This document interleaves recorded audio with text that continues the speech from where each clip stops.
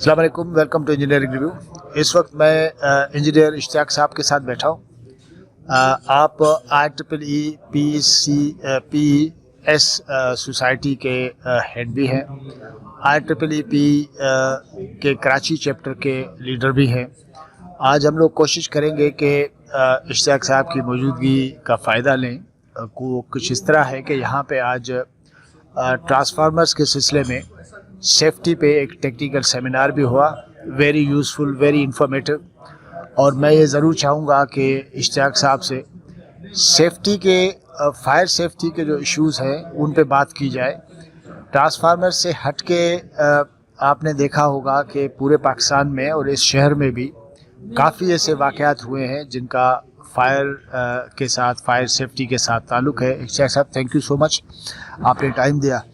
आज जब बात हो रही थी टेक्निकल इस सेशन में, उसमें एक तो कौन से ट्रांसफार्मर्स जो हैं हमें सूट करते हैं, टेक्नोलॉजिकल तब्दीलियाँ क्या आ रही हैं, ड्राई किस्म के ट्रांसफार्मर्स की बात हो रही है, और ट्रेडिशनली ज़ाहिर है कि ऑयल और जिसमें इस्तेमाल होता है बड़े अरसे से, वो हमारे पास बड़े पैमाने पे यूज़ में हैं।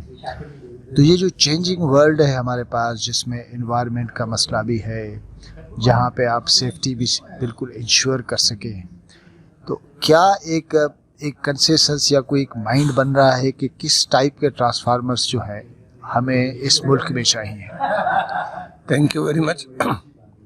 आज का जो मौजू था वो बेसिकली हम गुज़िश्ता 3-4 महीने में जो एक्सीडेंट्स हुए हैं डिफरेंट शहरों में, ख़ासतन हैदराबाद में, इसके अलावा और भी शहरों में जहाँ ट्रांसफार्मर्स की वजह से 1 दर्जन से ज़्यादा जानें भी गई हैं। आज हमने कोशिश की है कि हम इस मौजू पे ये बता सकें कि फायर हैज़र्ड्स क्या है और सेफ्टी की कितनी ज़रूरत है।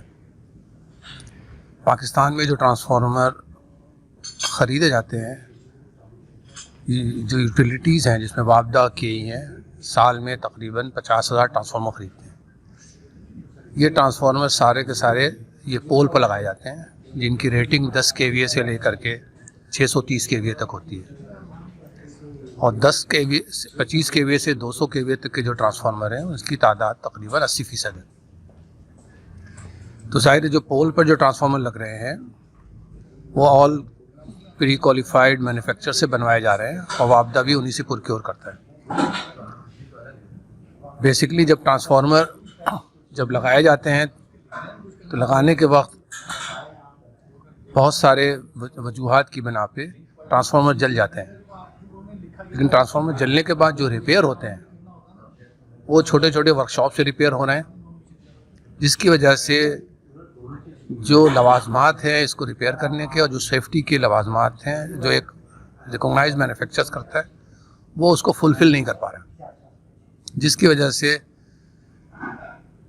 दोबारा जब ट्रांसफार्मर लगता है, एक तो क्वालिटी ऑफ कॉपर बहुत पुअर होती है, इंसुलेशन लेवल बहुत पुअर होता है, और जो ऑयल इस्तेमाल हो रहा है उसका इंसुलेशन लेवल बहुत कम होता है, पुअर होता है, जिसकी वजह से इसमें आग लग जाती है। साथ साथ मुल्क में हाई राइज बिल्डिंग बेइंतहा बन रही हैं। अब दुनिया में हाई राइज बिल्डिंग के साथ एक बिल्डिंग कोड भी है। पाकिस्तान में भी ये कोड किसी न किसी शक्ल में मौजूद है और कुछ न कुछ लवाजमात उसके दिए गए हैं। हमने आज कोशिश ये की है कि हम ये बताएं कि जितने भी हाई राइज बिल्डिंग बन रही है उसके अंदर सेफ्टी के लिहाज से dry type, cast resin type के जो ट्रांसफार्मर है वो इस्तेमाल किए जाएं। उसके कई एडवांटेज हैं। पहला एडवांटेज तो ये है ये मेंटेनेंस फ्री है। दूसरा एडवांटेज इसमें ये है स्पेस कम लेता है। तीसरा एडवांटेज ये है इस पे मुनासिब ओवरलोडिंग की जा सकती है। ये और बात है कि अभी तक पाकिस्तान में ट्रांसफार्मर बन नहीं रहे, लेकिन एलसीडी जो इस वक्त अरबों रुपए की इन्वेस्टमेंट कर रहा है कराची में सीमेंस का जो पुराना प्लांट ख़रीदने के बाद इसको कम्प्लीटली रिवैम्प कर रहे हैं। बिल्डिंग को रिवैम्प तकरीबन कर चुके हैं। अब मशीनों को पूरे नए मशीनें और टेस्टिंग इक्विपमेंट बेइंतहा आ रहे हैं। तो उसके अंदर उनकी प्रोडक्शन लाइन में ड्राई टाइप के ट्रांसफार्मर भी मौजूद है। और हमारी इसलिए हम ये एक अवेयरनेस प्रोग्राम शुरू किया है IEEE पावर इंजीनियरिंग सोसाइटी के प्लेटफॉर्म से कि ये इस मौजू पे बिल्डिंग के अंदर कम से कम सब बिल्डर्स और consultant dry type cast resin dry type के ट्रांसफार्मर इस्तेमाल करें। इसमें एक चीज़ है, मैं ज़रूर पूछना चाहूँगा कि अब जबकि ये पाकिस्तान में बनना शुरू हो जाएंगे, LCD जब अपना प्रोडक्शन स्टार्ट करेगी, तो कॉस्ट का क्या इफ़ेक्ट होगा। और दूसरी बात है कि कल्चर की बात है, एक चीज़ ट्रेडिशनली चलती आ रही होती है, उनकी जगह पे कोई नई चीज़, नया प्रोडक्ट इंट्रोड्यूस करना काफ़ी डिफ़िकल्ट होता है। ये कैसे होगा? आपका सवाल बिल्कुल मुनासिब है।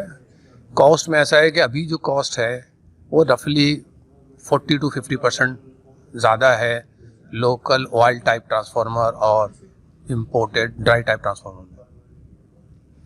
लेकिन अगर ये हम चाइना से मंगाते हैं तो ये डिफरेंस और कम हो जाता है, क्योंकि चाइना मोस्ट फेवर्ड नेशन का हिसाब से उस पर ड्यूटी जो है 50% कम हो जाती है। लेकिन जब ये पाकिस्तान में बनेगा तो ये डिफरेंस और भी कम हो जाएगा।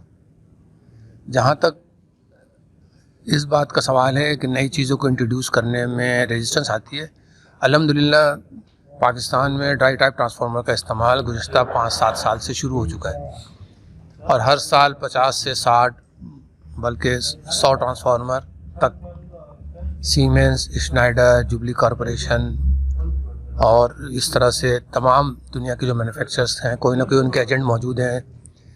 उसमें टर्की से भी आ रहा है, चाइना से भी आ रहा है और ये ट्रांसफार्मर आ रहे हैं और लग रहे हैं।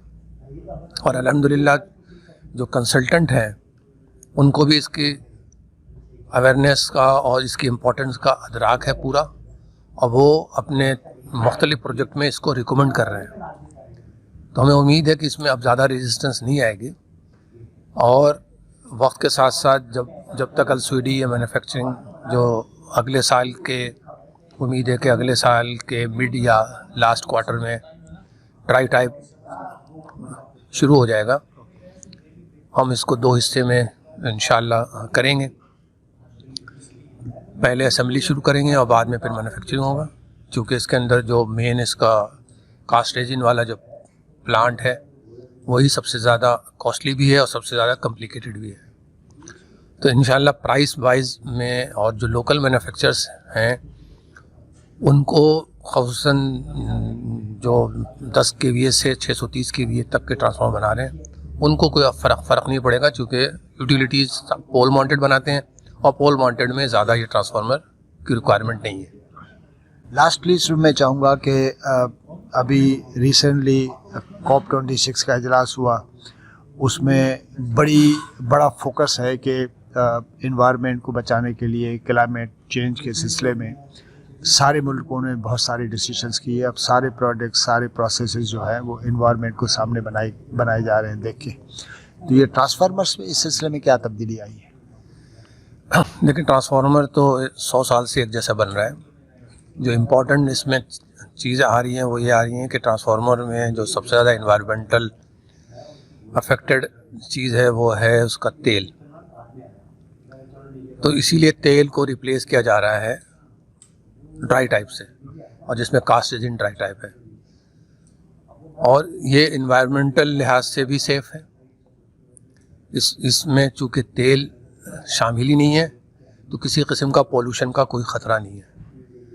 कास्ट रेजिन जो है वो फायर रेजिस्टेंट भी है, अगर आग भी लगती है तो सेल्फ एक्सटिंग्विश हो जाएगी। इसमें कोई आग भड़कने की चीज़ मौजूद नहीं है। इसलिए उस लिहाज से ये ड्राई टाइप जो है ज़्यादा सेफ़ है, इन्वायरमेंटल फ्रेंडली भी है, पोल्यूशन फ्रेंडली भी है। तो इसके चांसेस मौजूद हैं कि ऑयल टाइप ट्रांसफार्मर उसके ऊपर बंदिश लग जाए कभी न कभी? अभी तो मैं नहीं देख रहा हूँ अगले 25-30 साल तक, क्योंकि पोल्यूशन के लिहाज से देखा जाए तो जहाँ कार्बन सबसे ज़्यादा प्रोड्यूस हो रहे हैं, कार्बन गैस, वो सबसे ज़्यादा अफेक्ट कर रहे हैं, जिसमें फैक्ट्रियों की है, भट्टियाँ हैं जहाँ ईंटें बन रही हैं, और उसके अलावा जो फसल को आग लगाने वाला अमल है, और कूड़ा करकट को आग लगाने वाला अमल है, ये ज़्यादा प्रोड्यूस कर रहे हैं। ट्रांसफार्मर का ऑयल इसमें कोई कंट्रीब्यूट नहीं कर रहा है। Thank you sir.